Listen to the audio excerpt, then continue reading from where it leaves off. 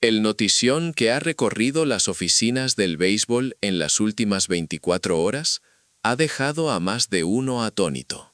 Finalmente, la última gran ballena que quedaba en el mercado de agentes libres, el estelar lanzador zurdo Framber Valdez, ha encontrado un nuevo hogar. Y el destino, damas y caballeros, es nada menos que los Tigres de Detroit. Pero lo verdaderamente impactante no es el destino, sino el contrato que se ha firmado. Una cifra que desafía toda lógica reciente. 3 años por un total de $105 millones.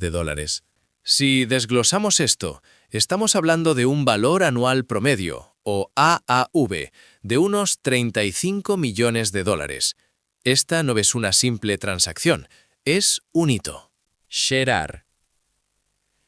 Este contrato convierte a Framber Valdez en el lanzador zurdo mejor pagado en la historia de las grandes ligas en términos de AAV. Además, para añadir más contexto a la magnitud de este acuerdo, también se erige como el contrato más lucrativo jamás otorgado a un lanzador de origen hispano. Para aquellos que están pensando, espera, ¿los Tigres, el equipo de la división central de la Liga Americana? Les digo que están siendo ingenuos. Esta adquisición no es una mera mejora para la rotación.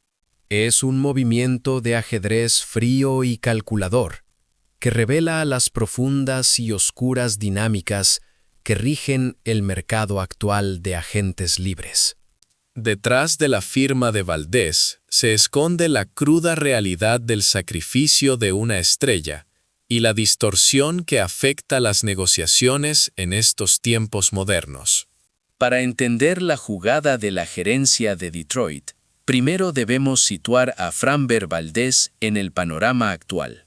Tras esta firma, el ranking de lanzadores abridores según su salario promedio anual luce así: Cole con 42 millones, luego Valdez con 35 millones, DeGrom con 37 millones y Corbin Burnes con 32.9 millones.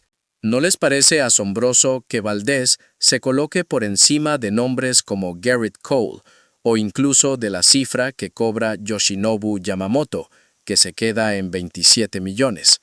Francamente, si nos atenemos a los datos fríos, cabe preguntarse si Valdez realmente vale esos $35 millones anuales.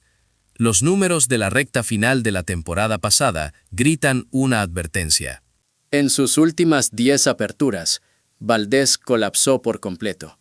Registró un récord de 2 victorias y 7 derrotas, con una espantosa efectividad de 6.05.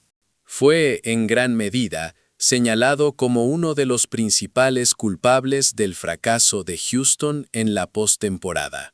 A esto hay que sumarle las preocupaciones sobre su temperamento.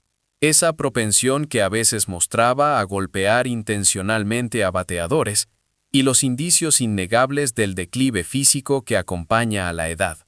Los Tigres de Detroit han invertido una suma récord, la más alta en la historia de la franquicia para un lanzador, en un riesgo palpable y en una curva claramente descendente. Honestamente, esto es una apuesta con pocas probabilidades de éxito deportivo. Entonces, ¿por qué demonios los Tigres asumieron un riesgo tan monumental? La respuesta se encuentra en la inevitable ruptura con su verdadero as, Tarik Skubal. La verdad es que los Tigres estaban negociando una extensión de contrato a largo plazo con Scott Boras, el agente de Skubal. Pero la diferencia entre lo que la gerencia ofrecía y lo que Boras exigía era abismal. Un insondable precipicio de $250 millones. Las negociaciones han terminado en un fracaso virtual. Y es aquí donde se revela la cara más fría de la directiva. Sherar. El verdadero propósito de adquirir a Framber Valdez no es cubrir un hueco futuro. Es, más bien, preparar la plataforma para maximizar el valor de Tarik Skubal en el mercado de traspasos. Sherar. Como un escudo o un reemplazo temporal y competente, los Tigres han garantizado que pueden deshacerse de Skubal sin que la rotación colapse inmediatamente.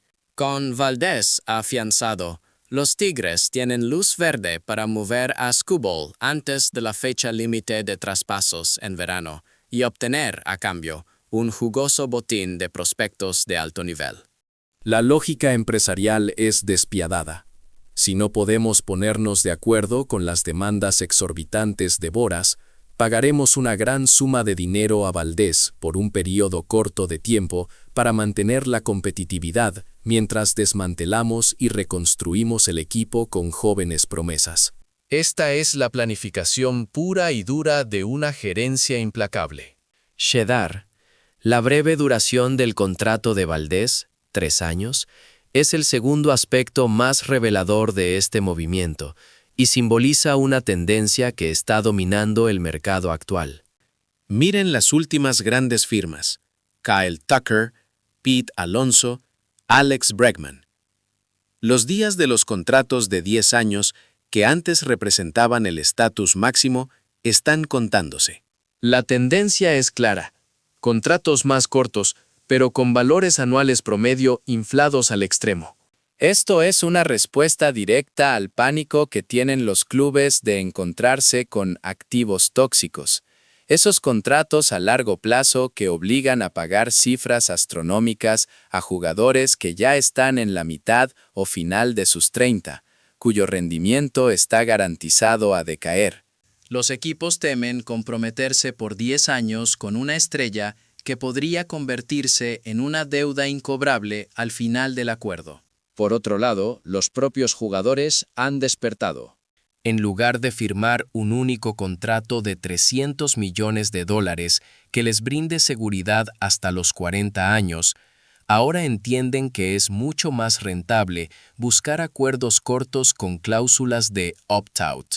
Esto les permite regresar al mercado en 2 o 3 años, con un precio de mercado aún más alto, aprovechando la inflación salarial y asegurando una AAV aún mayor. Para el aficionado, esta época es un poco más triste.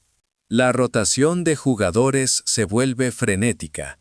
La lealtad es un concepto desechable, y ver a una estrella envejecer en la misma camiseta se está convirtiendo en una rareza. No obstante, las penas del mercado no se limitan solo a Detroit. Pongamos el foco en Pittsburgh. La relación de los Piratas con su estrella de antaño, Andrew McCutchen, está en un punto crítico. McCutchen ha demostrado una lealtad inquebrantable a su ciudad, al punto de nombrar a su hijo Steel en honor a los Steelers de Pittsburgh. Sin embargo, el equipo lo ha relegado a un estatus de no factor, ignorándolo en eventos de aficionados y tratándolo con una frialdad ofensiva. Además, los Piratas buscaron a Eugenio Suárez para reforzar la ofensiva, pero este los rechazó, citando que su estadio es demasiado difícil para batear jonrones. Ahora parecen desesperados por Marcell Ozuna, un jugador que claramente está en declive. ¿Y qué decir de nuestros queridos Medias Rojas de Boston, la casa de Masataka Yoshida? El equipo ha fallado estrepitosamente en sus intentos por conseguir a grandes nombres como Bregman o Marte.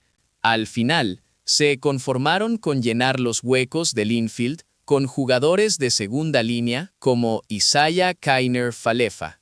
Aquí les lanzo una pregunta directa, especialmente a los aficionados de Boston. ¿No creen que sería mejor para Masataka Yoshida que los Medias Rojas lo traspasaran? Con la actual estructura del equipo y el ascenso inminente de nuevos prospectos, las oportunidades de Yoshida de ser titular van a caer drásticamente. Incluso su puesto de bateador designado parece estar en peligro. Permitir que un jugador con su técnica de bateo se pudra en el banquillo es una pérdida no solo para Boston, sino para todo el béisbol. ¿Creen que Yoshida pueda resurgir en el actual ambiente de los Medias Rojas, o es hora de que busque un cambio de aires? Para cerrar con una nota positiva, se ha confirmado el último puesto para el equipo de Japón en el Clásico Mundial de Béisbol. Tal y como se predijo, el honor recayó en Masataka Yoshida. Con esto, la selección japonesa contará con un equipo de ensueño, que incluye a figuras de las grandes ligas como Otani, Yamamoto, Senga, Seiya Suzuki y el propio Yoshida, además de grandes nombres de la NPB. Más que un equipo nacional, parece una auténtica selección estelar de la MLB con un toque extra. Hemos analizado desde el fichaje relámpago de Valdés hasta el dilema de Yoshida. ¿Qué les pareció el movimiento de los Tigres? ¿Creen que la gerencia de Detroit ha actuado correctamente al sacrificar a Ascubal? ¿Y se puede justificar el maltrato de los Piratas hacia McCutchen? Compartan sus opiniones más apasionadas en los comentarios. Los leo todos. Si este análisis les resultó interesante, no olviden suscribirse y darle me gusta al video. Nos vemos en el próximo análisis. Hasta pronto.